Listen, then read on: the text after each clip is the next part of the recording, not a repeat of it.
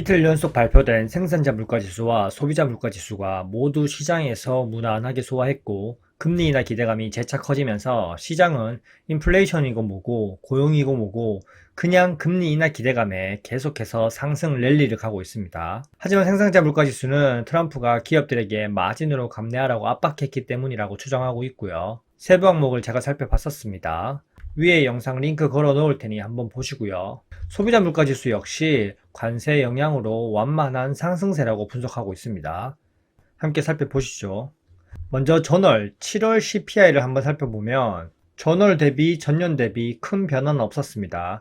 그리고 근원 소비자 물가지수를 보면 오히려 이전 대비 상승하면서 0.3%, 전년 대비도 이전 대비 상승하면서 3.1%였습니다. 이렇게 7월 CPI가 상승했는데도 불구하고 시장은 오히려 환호했습니다. 시장 세력들이 웬만한 악재에는 반응하지도 않고 오로지 금리 인하 기대감 그 하나에만 집중하면서 시장을 올리고 있습니다. 세부 항목을 살펴보면 식품이 거의 비슷하고 에너지 물가가 하락하면서 전월 대비 전년 대비를 끌어내렸고요. 그리고 주거비가 0.2% 상승, 그리고 항공이 4%, 중고차가 0.5%, 의료비가 0.7% 상승했었습니다. 결과적으로 7월 CPI도 대부분 관세 영향 그리고 물가 상승 압력을 받고 있기 때문에 상승했는데도 불구하고 시장은 오히려 환호를 했었고요. 렛츠고! 그러면 이번에 발표된 8월 CPI를 한번 살펴보면 소비자 물가지수 상승률이 7월에 비해서 더 가팔라졌습니다. 이전 0.2% 대비 0.4% 상승했고요. 전년 대비 2.7% 대비 2.9%로 상승했습니다. 그리고 변동성이 큰 식료품과 에너지를 제외한 근원 소비자 물가지수는 그나마 이전 대비 유지하고 있고 전년 대비도 이전 대비 유지한 3.1%입니다. 전체적으로 보시면 금리 인하를 할 명분이 수치상으로는 되지 않습니다. 하지만 시장은 환호했죠. 식품이 0.5% 상승, 에너지가 0.7% 상승, 주거비가 0.4% 상승, 항공료가 5.9%나 급등했습니다. 그리고 의료 서비스가 약값 하락의 영향으로 마이너스 0.2% 하락했고요. 관세 영향이 본격적으로 나타나는 것 같은데요.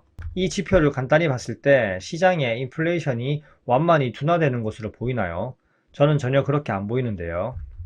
세부 항목을 살펴보시면 식품이 전월에는 0%대 상승률이 없었는데 이번에는 0.5%로 상승세를 뚜렷이 나타냈습니다. 그리고 에너지 물가가 상당히 올랐습니다.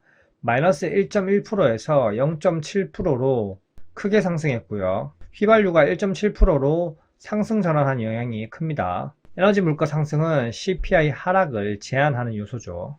그리고 식품 가격은 생활 물가와 직결되기 때문에 체감 인플레이션이 상당히 높아졌다고 볼 수 있습니다. 또한 외식 물가 압력도 여전히 존재하고 있고요.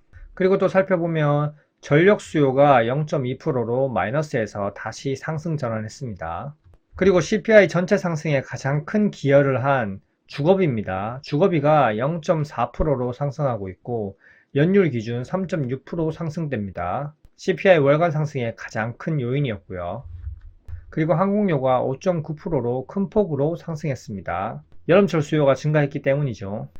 어쨌든 8월 소비자 물가지수 발표는 시장의 인플레이션이 둔화되는 게 아니라 오히려 다시 상승세를 유지하고 있다. 이렇게 받아들일 수 있고요. 특히 에너지 가격이 다시 상승세, 그리고 식품 물가도 다시 상승세, 주거비는 지속적인 상승, 전체 소비자 물가지수와 근원 소비자 물가지수를 모두 밀어 올리고 있는 요소입니다. 결국 데이터가 발표되더라도 시장의 해석이 가장 중요한데요.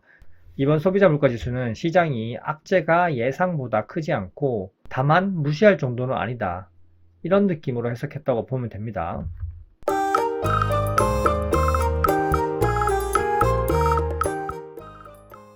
이런 결과로 인해서 패드워치를 보시면 연준의 금리 인하 가능성이 소폭 낮아졌습니다.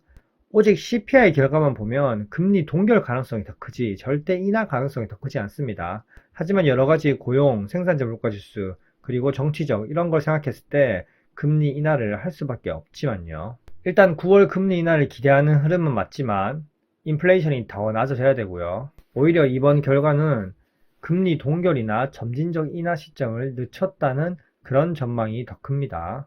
즉 연속적으로 금리 인하하기에는 다소 무리가 있는 거고요. 연준 위원들과 시장 참여자들은 향후 몇 달 내에 서비스 물가, 그리고 주거비가 지속적으로 상승하는지, 그리고 기업들이 관세 부담을 소비자에게 얼마나 전가할지가 체크 포인트가 되겠고요. 긴 그래프로 한번 보시면 확연히 인플레이션이 느린 속도로 계속 상승하고 있는 걸 볼 수 있습니다. 이렇게 그래프를 보면 확연히 상승하는 게 눈에 보이는데 시장은 계속 환호하면서 금리 인하 기대감만 반영하고 있습니다. 이렇게 물가는 오르고 고용이 침체되고 경기가 둔화되면 스태그플레이션 우려가 다시 살아날 수 있기 때문에 시장을 언제든지 급락시키면서 찍어 누를 수가 있습니다. 지금 이렇게 꾸준하게 상승하고 있는 게 더 안 좋은 이유는 트럼프가 기업들을 압박해서 생산자 지수를 끌어내리고 있음에도 불구하고 CPI가 전혀 내려오지 못하고 있는 건 정말 심각하게 바라봐야 됩니다. 앞으로 주거비, 서비스 부분 상승이 걱정되는데 추세적 상승으로 돌리는지 지켜봐야 되고요. 어쨌든 이번 CPI 발표로 인해서 시장의 해석은 연준이 다음 달에 무난히 금리를 내릴 수 있다는 기대감이 생겼고요. 하지만 10월과 12월 그리고 그 이후의 금리 인하 결정은 연속적이지 않을 가능성이 큽니다. 잠깐 고용도 살펴보면 매주 나오는 신규 실업수당 청구 건수 생각보다 너무 많이 나오면서 예측치와 이전 대비 모두 상회하면서 고용 악화가 거의 기정사실화되고 있고 이 고용 악화로 인해서 금리 인하 가능성이 더 올라가는 겁니다. 일주일 만에 27,000건이 증가해서 26만 3천건이고요. 이 수치는 21년 10월 이후의 최고치입니다. 제가 항상 언급드리듯이 26만 건 기준으로 실업수당 청구 건수를 바라봐야 되는데요. 현재 그 기준을 넘어서 경계심 있게 바라봐야겠죠. 이대로 실업 건수가 계속 증가하게 되면 곧 실업률 쇼크도 올 수도 있고요. 아직까지 실업률이 4%대로 역사적으로 낮은 수준이긴 하지만 소수점으로 보면 계속 증가하고 있고 어떤 것이 트리거로 작용되면 확 상승할 수도 있습니다. 대형 기관들과 미국 기업들이 고용을 안 하지만 해고도 현재 제한적인 상황이고요. 그리고 한번 잘리면 다시 이직하고 새로운 직장을 구하기도 힘든 상황입니다. 기업들이 제한적인 상황에서 관망세를 유지하고 있고 미국 경제도 빈부격차가 커지고 있고 하방 리스크가 크다고 예상 중입니다. 일단 미국 경제는 경기 둔화의 초입이고요. 하지만 트럼프가 모든 걸 또 덮어버리고 바꿀 수 있겠죠. 자, 정리하자면 8월 CPI는 둔화보다는 다소 상승하는 흐름을 유지하고 있고요. 근원 3.1% 상승, 월간 변화도 0.4% 상승세를 유지하고 있습니다. 특히 식품과 에너지, 주거비가 주요 상승 원인이고요.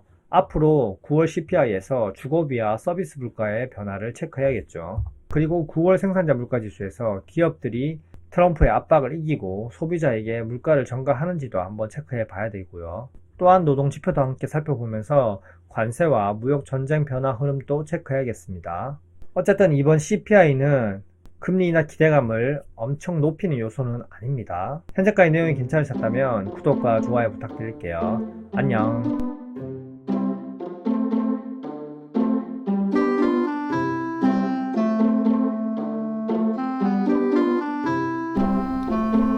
와이